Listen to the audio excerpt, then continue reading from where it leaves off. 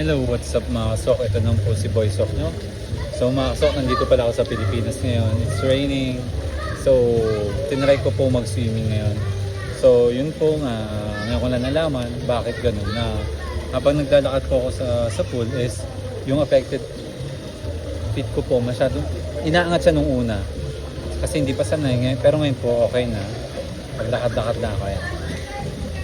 Pero medyo matigas pa rin. Ingat-ingat lang.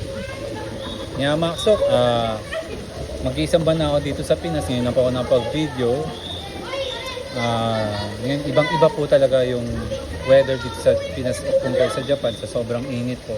So honestly, hindi po ako nakapag-exercise kasi hindi ko po kaya mag-init sa labas at sa loob ng bahay.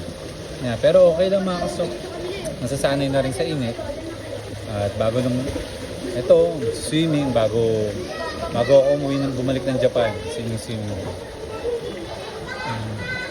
So mga sa Castro ko, tsaga-tsaga lang po.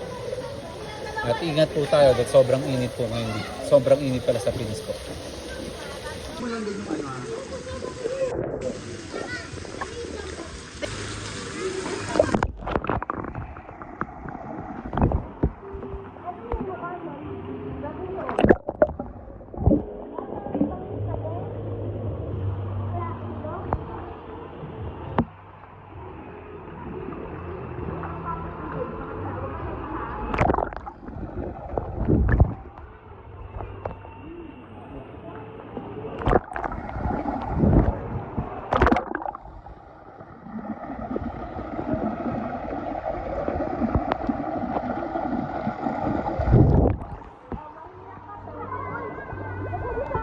Okay na na.